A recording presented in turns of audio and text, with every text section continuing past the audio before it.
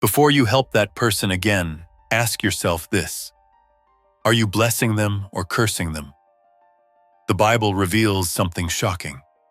Helping the wrong person isn't love. It's sin, and it's destroying both of you.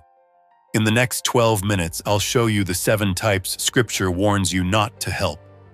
Miss this, and you'll keep bleeding resources while watching people get worse, not better. Here's what nobody told you. Jesus said no more than he said yes. He walked past sick people without healing them. He let the rich young ruler walk away. He told his disciples there would always be poor among them. Why? Because indiscriminate helping isn't biblical. It's enabling. And enabling is a curse disguised as a blessing.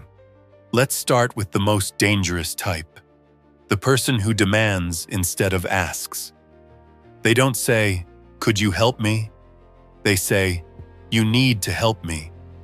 They make your resources their rights. 2 Thessalonians 3:10 says, "If anyone is not willing to work, let him not eat." Notice it says, not willing, not unable.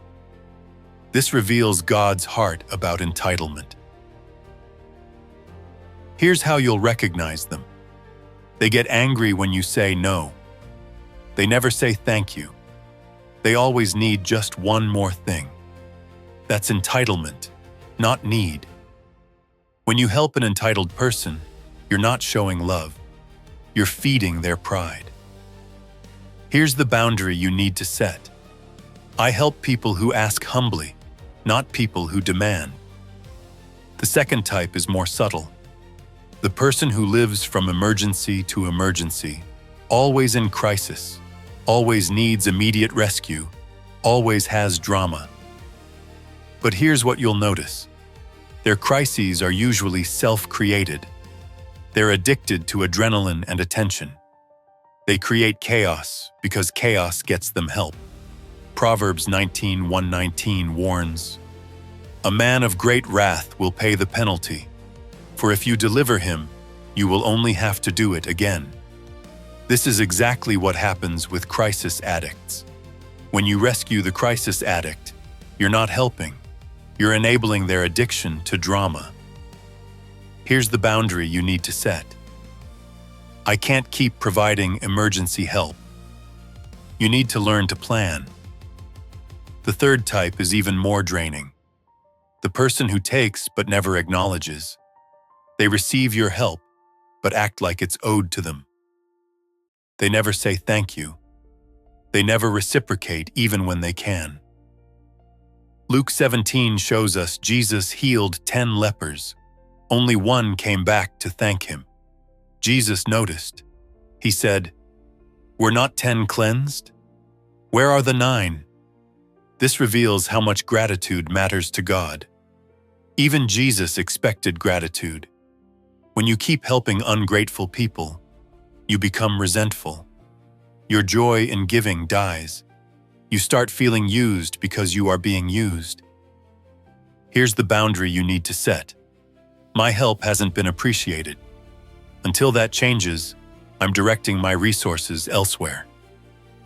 The fourth type is the most exhausting. The person who is made suffering their identity. Every conversation is about their problems. Every solution gets shot down with, "Yeah, but they don't want help, they want pity." They're comfortable in their misery because it gets them attention and excuses. Jesus asked the man at the pool, who'd been sick for 38 years, "Do you want to be healed?" Because sometimes people prefer their problems to their solutions.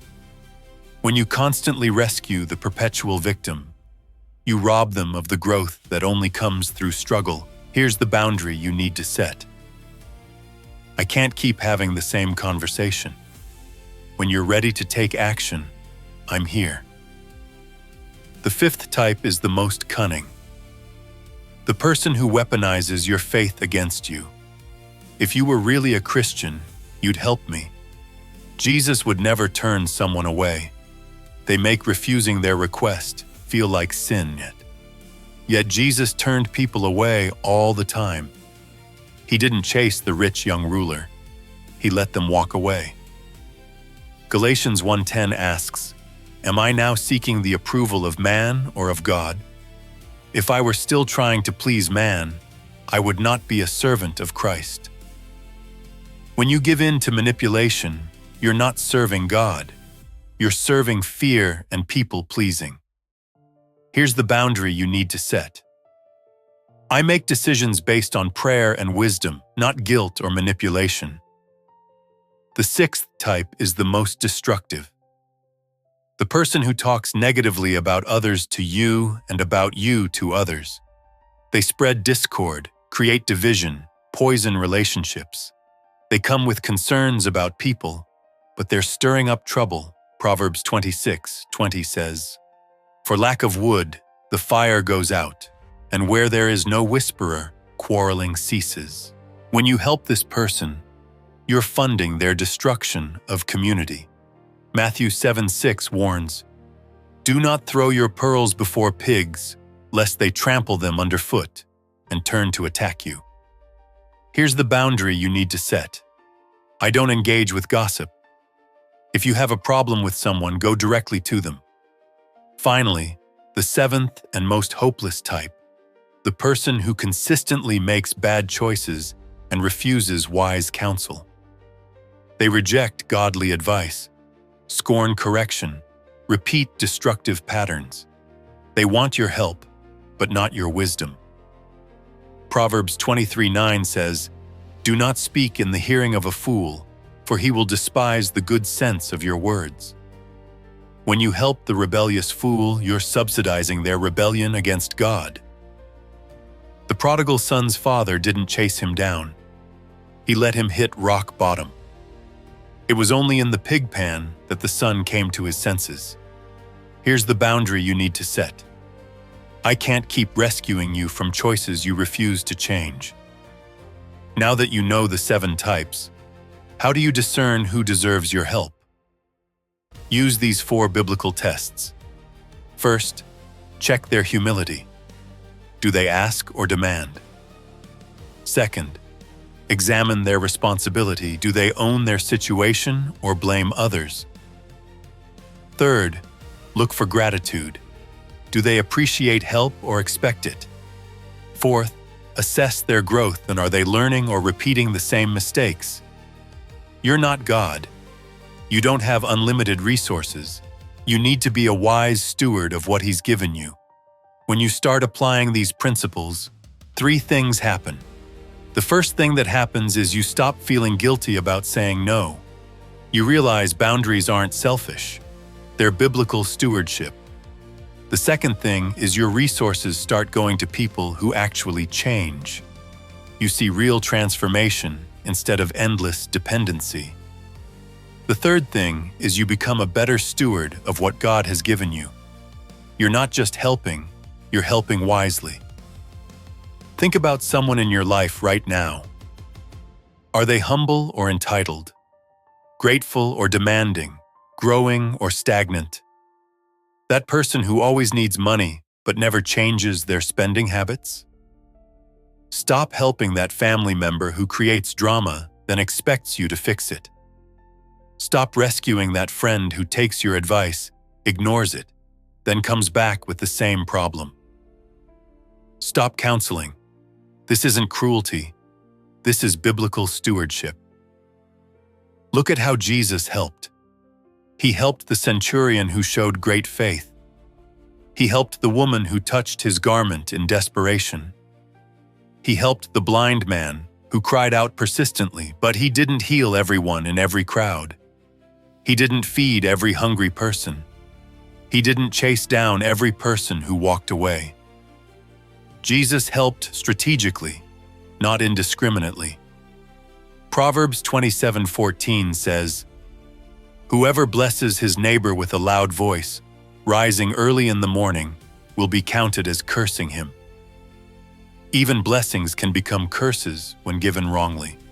When you stop helping the wrong people, you discover something amazing.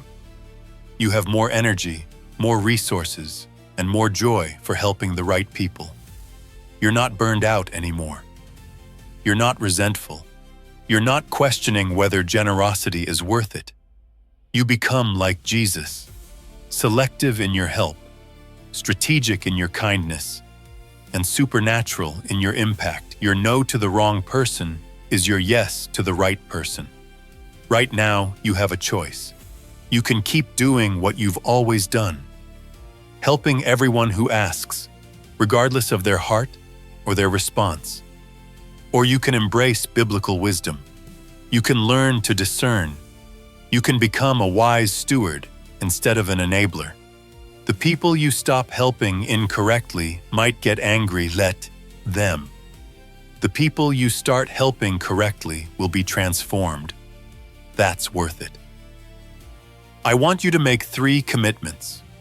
Your first commitment is to pray about the people in your life. Ask God to give you discernment about who deserves your help. Your second commitment is to set boundaries with the wrong people. Use the exact words I gave you. Don't explain. Don't justify. Just set the boundary. Your third commitment is to redirect your resources to the right people. Find someone who's humble, grateful, responsible, and growing. Pour into them. Your kindness is not weakness. Your boundaries are not selfishness. Your discernment is not judgment. It's biblical stewardship. If this convicted you, hit that like button.